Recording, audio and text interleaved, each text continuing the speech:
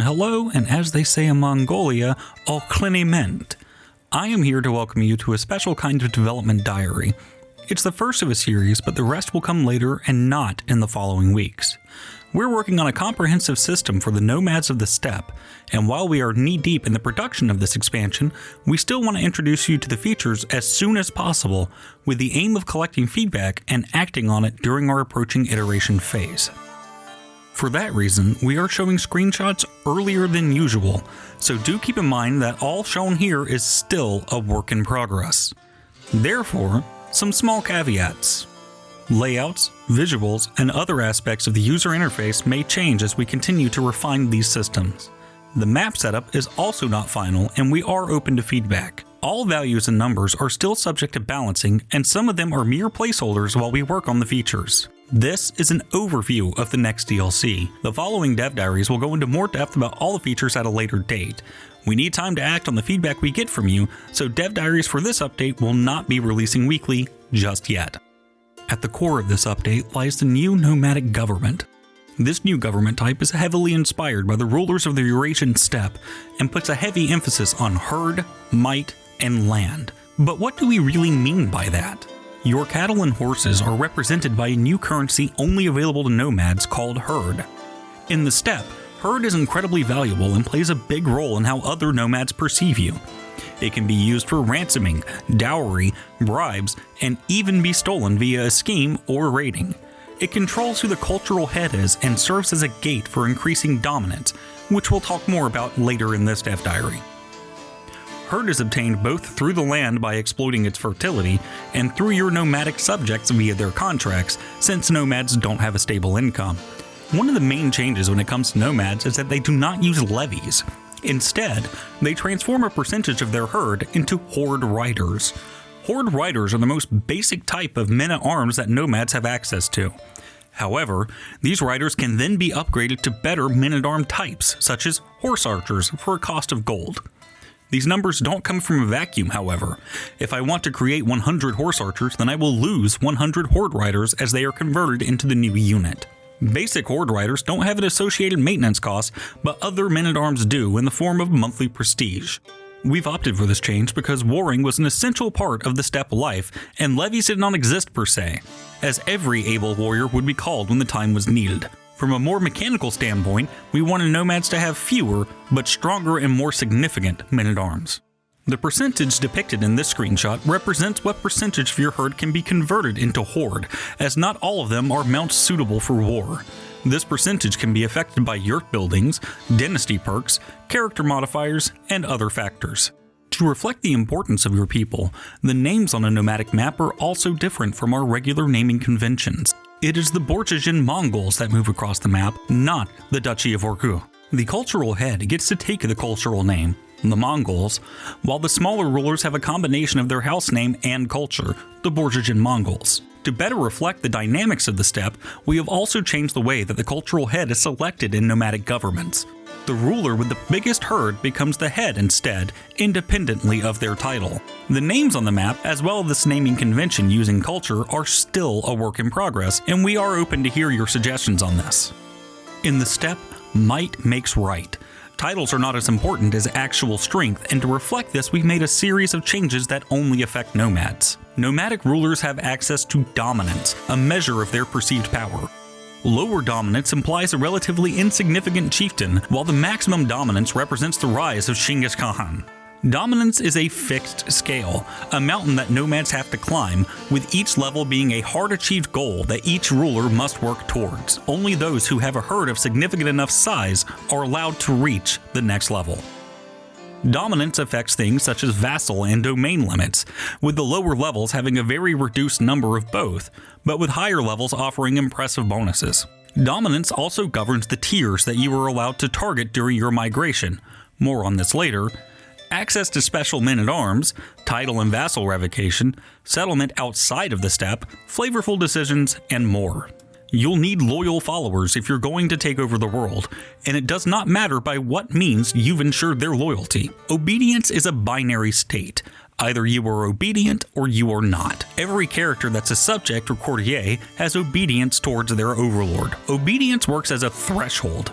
If a character is below the threshold, then they will be unruly, plotting against their overlord, or just having a general acceptance malice to various interactions. However, if a character is above the threshold, then they will not form factions, start hostile schemes against their liege, and, more importantly, take their side during the Kurultai succession by voting for whichever heir was your preferred one. The Kurultai is formed by special members of your council, and having them on your side is extremely important for Nomads. Obedience is calculated based on several parameters like the relationship with the other character, friendship, their traits, and whether you have granted them a Kurultai or court position. Nomads grow their herd by extracting fertility from the land. Thus, migrating becomes an important part of their loop in the early stages of the game, when their realms are not big enough to accommodate the horde. County fertility is calculated primarily based on the terrain type. Nomads deplete fertility from the counties they hold until it stabilizes at a fixed number where the herd can be maintained. This number is mostly affected by the domain size, but stewardship, dynasty perks, yurt buildings, and other character modifiers can affect it. When the domain fertility is depleted, it's time to migrate. Migration targets de jure titles, and the available title tiers you can target depend on your level of dominance. A nomadic ruler of dominance level 2 can only target counties and duchies, whereas someone with level 3 can target kingdoms as well. This means that smaller rulers should migrate frequently, either find abandoned lands occupied by herders, or subjugate themselves before bigger rulers. Bigger rulers in the steppe should, on the other hand, adopt a more sedentary way of life and demand obedience and tribute from rulers within their sphere. The migration screen allows you to negotiate with the local rulers. If 2 or more independent rulers occupy the same de jure territory, then the ruler with the highest herd leads the negotiations with you. You can use gold, herd, or a hook to bribe them, and their acceptance depends on their relationship with you, your dominance level relative to theirs, your prestige, prowess, herd side, their traits, and other minor factors. If they accept, you will start a travel plan that will take you and your herd to the desired location. If that location had already been suggested by perhaps a courier, you will get some extra bonuses for following the desires of your people. However, many nomads may refuse to give up their lands, especially if they have a high level of dominance and find themselves pretty comfortable with where they are. In those cases, one must resort to war. Migration wars allow the attacker to take the lands by means of force. The targeted ruler will either be displaced to other lands if they held any titles outside of the de jure, or be made landless, similar to administrative noble families or adventurers. While landless, nomads keep their yurts and upgrades but can't grow their herd due to the lack of stable access to fertility. They roam the steppe in search of a new place to set up their tents. No matter where you choose to migrate, your obedient vassals will follow you, while the non-obedient ones will keep their titles and lands and stay where they were. The lands that you leave behind will be occupied by someone else entirely. Nomads are not the only rulers that inhabit the steppe, however. A new unplayable government type called Herder populates the map with shepherds that wander small counties. Herders replenish fertility over time and are extremely easy to displace given their lack of armies. They're the ones occupying counties left behind by nomad migrations. Having a herder as a subject is still possible, however, and they will pay a small, fixed rate of herd based on their county's fertility. One may also choose to voluntarily abandon one of their counties to a local herder, in the hopes that they will replenish fertility quick enough for them to seize it back. The steppe is not merciful, however, and another nomadic ruler may be faster than you. Life in the steppe is not easy, and being at the mercy of the weather and pasture quality is something that nomads have had to adjust to since time immemorial, up to this day in fact. To reflect this, we've created a seasonal system that governs the general climate of the steppe. The Great Steppe is divided into 3 subregions: Western, Central, and Eastern, each of them with their own season. Seasons affect the fertility of the subregion, as a white zood creates a thick layer of snow that prevents animals from grazing, while a more moderate and warm weather offers the perfect climate for pasturing. That's not the only effect they have, though, as different seasons also change the general mood within nomads. If a ruler extorts their vassals for herd during an abundant grazing season, then they will receive more than usual, and a severe drought will promote characters to migrate even more than usual. The 2 special and rare seasons of Havsaran Sud and the Blessing of the Blue Sky explore these effects even further, with the blessings amply increasing the fertility of the subregion, and the terrible Havsaran Sud allowing rulers to take a desperate stance, making all of their subjects obedient and getting an invasion casus belli on settled peoples.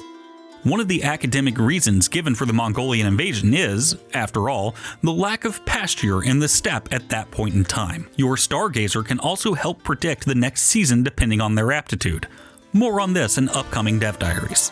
Only one character in the entire steppe can go on to the highest level of dominance and become the greatest of Khans, but we will provide you with the tools to stop them. The Gorkhan is whoever has the largest herd within the Great Steppe. They are on their way to reach the highest dominance and are a threat to all rulers. Confederations may form to target them, while hostile scheming and wars may target them more frequently, and the Gorkhan will have to prove that they deserve their seat.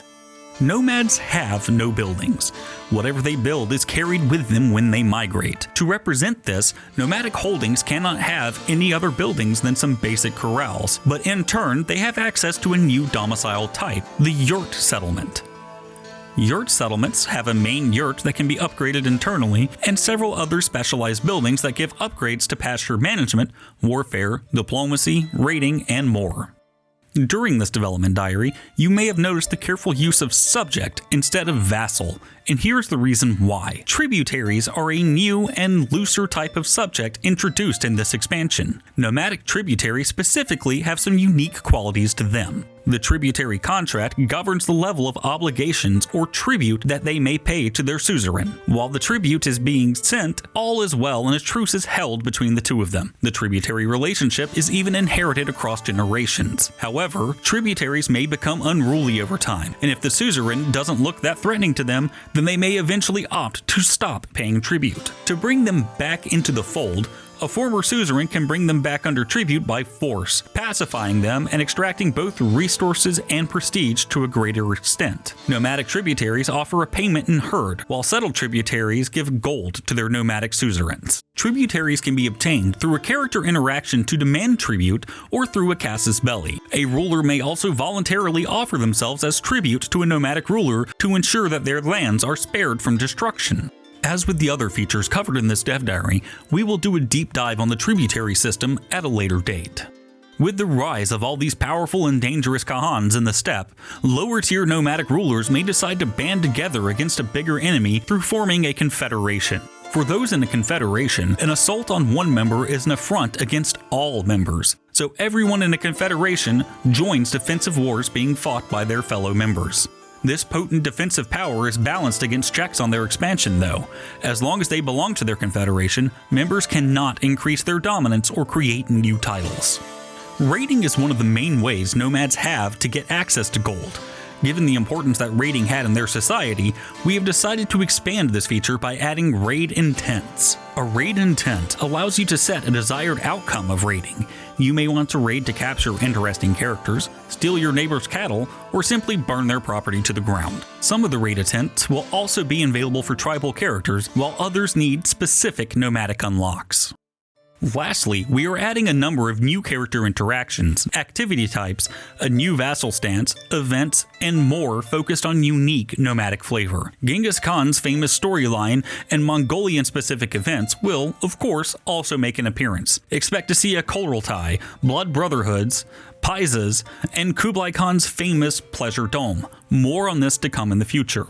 There are many things that we have left out of this dev diary because our focus is on the main mechanical features introduced in this expansion, but we will cover all of this more in the future. Thank you for listening. We are eagerly awaiting your thoughts and feedback on this dev diary, as well as what you want from a nomadic expansion.